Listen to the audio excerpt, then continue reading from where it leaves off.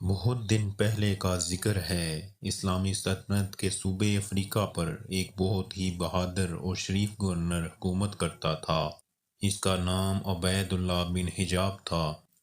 ایک دن عبید اللہ بن حجاب اپنے دربار میں بیٹھے حکومت کے بڑے بڑے افسروں سے باتیں کر رہے تھے کہ ایک ایسا نوجوان دربار میں آیا جس نے پھٹے پرانے کپڑے پہن رکھے تھے، لیکن اس کے چہرے سے ظاہر ہوتا تھا کہ وہ کسی بہت اچھے خاندان سے تعلق رکھتا ہے۔ گورنر عبید اللہ بن حجاب نے اس نوجوان کو دیکھا تو وہ جلدی سے اٹھے اور نوجوان کو بہت عزت کے ساتھ اپنے پاس مسند پر بٹھا لیا۔ اس وقت دربار میں گورنر کے بیٹے بھی موجود تھے۔ انہیں یہ بات بہت بری لگی کہ ہمارے والد صاحب نے ایک معمولی آدمی کو اپنے پاس اس طرح بٹھا لیا جیسے وہ کوئی بہت بڑا سردار ہو۔ بڑے دربار میں تو وہ کچھ نہ کہہ سکے، لیکن جب عبید اللہ بن حجاب اپنے محل میں گئے تو ان کے بیٹوں نے دربار والی بات چھیڑی اور ان سے کہا، ابا جان، آج ہمیں اس بات سے بہت شرم آئی کہ آپ نے ایک غریب آدمی کا اس طرح استقبال کیا جیسے وہ کہیں کا شہزادہ ہو۔ ہماری درخواست ہے کہ آئندہ آپ ایسا نہ کریں۔ آپ کو اپنے عہدے اور عزت کا خیال رکھنا چاہیے۔ عبید اللہ بن حجاب نے بیٹوں کی پوری بات توجہ سے سنی اور پھر بولے، اے میرے بیٹو، میں انشاءاللہ ایسا کروں گا کہ تمہیں کبھی شرمندہ نہ ہونا پڑے گا۔ اس کے دوسرے دن عبید اللہ بن حجاب نے شہر کے تمام امیروں اور حکومت کے عہدیداروں کو دربار میں حاضر ہونے کا حکم دیا، اور جب سب لوگ اپنی اپنی جگہ بیٹھ گئے تو وہ اس نوجوان کو ساتھ لیے ہوئے دربار میں آئے۔ انہوں نے اسے سب سے زیادہ عزت کی جگہ بٹھایا اور خود اس کے قدموں میں بیٹھ گئے۔ یہ دیکھ کر سب درباری حیران ہوئے۔ گورنر کے بیٹوں کا حال تو دیکھنے کے قابل تھا۔ وہ یوں شرمندہ ہو کر ایک دوسرے کی طرف دیکھ رہے تھے جیسے ان کے باپ نے خاندان کی عزت خاک میں ملا دی ہو۔ ادھر عبید اللہ بن حجاب بھی اپنے بیٹوں کی حالت خوب سمجھ رہے تھے۔ ذرا دیر بعد وہ اپنی جگہ سے اٹھے اور اپنے بیٹوں کی طرف دیکھ کر بولے، پیارے بیٹو، آج میں تمہیں تمہاری کل والی بات کا جواب دیتا ہوں کہ میں نے اس غریب نوجوان کی اس طرح عزت کیوں کی۔ سنو، اس نوجوان کا نام عقبہ ہے اور یہ اس خاندان سے تعلق رکھتا ہے جو اس پورے علاقے پر حکومت کرتا تھا، جس کا آج میں حاکم ہوں۔ یہ حجاج بن یوسف کا بیٹا ہے۔ درباریوں نے یہ سنا تو سب عقبہ کی طرف عقیدت بڑی نظروں سے دیکھنے لگے۔ عبید اللہ بن حجاب کچھ دیر رک کر بولے، پیارے فرزندو، اب اس سے آگے کی بات سنو۔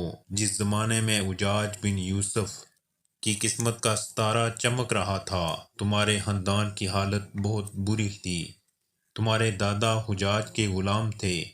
حجاج بن یوسف کو ان کی حالت پر رحم آ گیا اور انہوں نے تمہارے دادا کو آزاد کر دیا۔ پھر آگے چل کر ایسا ہوا کہ حجاج کی قسمت کا ستارہ گردش میں آ گیا۔ اس کے خاندان کی عزت اور شان و شوکت ختم ہو گئی اور خدا نے ہماری غربت کو عزت اور حکومت میں بدل دیا۔ لیکن بیٹو، میں یہ بات کبھی نہیں بھول سکتا کہ حجاج بن یوسف نے میرے والد پر احسان کیا تھا۔ اب تم ہی بتاؤ کہ میں اپنے محسن کے بیٹے کی عزت کیوں نہ کرتا اور اسے عزت کے ساتھ اپنے پاس کیوں نہ بٹھاتا۔ عبید اللہ بن حجاب کی یہ بات سن کر پورے دربار میں سناٹا چھا گیا۔ خاص طور پر ان کے بیٹے تو حیرت کی تصویر بنے ہوئے تھے۔ انہوں نے شرمندہ ہو کر سر جھکا لیے تھے۔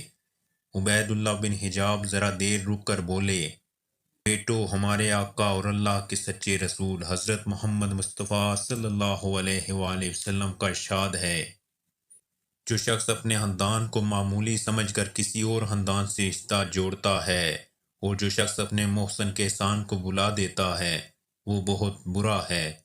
بیٹو، آج میں نے بڑے دربار میں یہ بات اس لیے بتائی ہے کہ تم اپنے خاندان کے محسن کو اچھی طرح پہچان لو، اور ساتھ ہی تمہیں یہ بات بھی معلوم ہو جائے کہ تمہارے خاندان کی ہمیشہ سے ہی ایسی شان و شوکت نہ تھی۔ تمہیں چاہیے کہ ان دونوں باتوں پر غور کرو اور برے لوگوں میں شامل ہونے سے بچ جاؤ۔ یہ باتیں بتانے کے بعد عبید اللہ بن حجاب نے عقبہ کی طرف رخ کیا اور فرمایا، اے نوجوان، خدا نے اس وقت مجھے ایسا اختیار دیا ہے کہ میں تیری ہر خواہش پوری کر سکتا ہوں۔ تو مجھے بتا کہ میں تیری کیا خدمت کر سکتا ہوں۔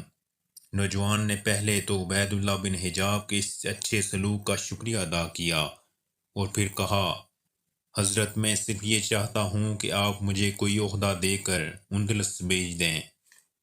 میں اپنی باقی زندگی وہی گزارنا چاہتا ہوں۔ اس زمانے میں مسلمانوں کی سلطنت اتنی بڑی تھی کہ یورپ کا یہ ملک جسے عرب اندلس کہتے تھے اور جسے اب اسپین کہا جاتا ہے، اس سلطنت میں شامل تھا۔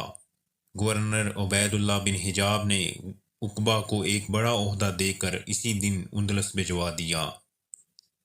اس واقعے کو 1000 سال سے زیادہ گزر چکے ہیں، لیکن عبید اللہ بن حجاب کی شرافت اور احسان مندی کی بات آج بھی تازہ ہے اور قیامت تک اسی طرح تازہ رہے گی۔